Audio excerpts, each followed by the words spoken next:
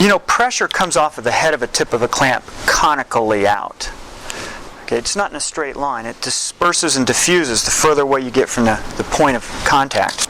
I tell people we always need to put at least 3 pieces of particle board or MDF or plywood. Particle board or MDF are better because they're compressed materials with a resin and a core that's more solid than plywoods are.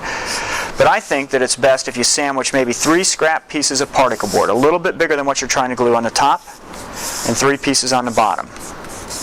Keep it balanced. And then by the time you come back and put your clamps on here and you tighten them down, clamps are like dollars in the bank. You can never have too many of them.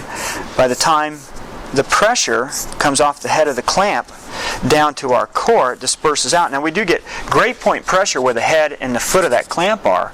By the time we go through our first piece, we get a little less pressure, but over a broader area, a little less pressure, until finally we get this much pressure at the contact surface. It's not, with veneering, the key is consistency, not just force, blunt impact pressure at a certain point. I'd much rather have less pressure more consistently than more pressure inconsistently. And you have to also, remember with veneering, you always want to flow the glue from the center out.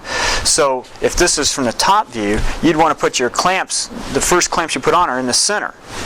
And then you put your next clamps to the outside edge of that, because we want to start the glue from the center of our piece and squeeze it to the outside. So that would be probably the arrangement I would have on the clamping from the top and the bottom side. If people don't have vacuum bags, and if they don't think they're going to buy one, they need to learn to do it this way, and it's just a real simple, it's a clamping process.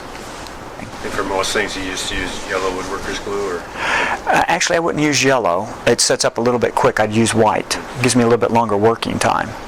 My better choice is going to be resin glues, especially when we go to solid wood. If I'm putting this on solid wood, I need to create a rigid glue bond between the veneer and the core material, so I'm going to go to a urea formaldehyde for that.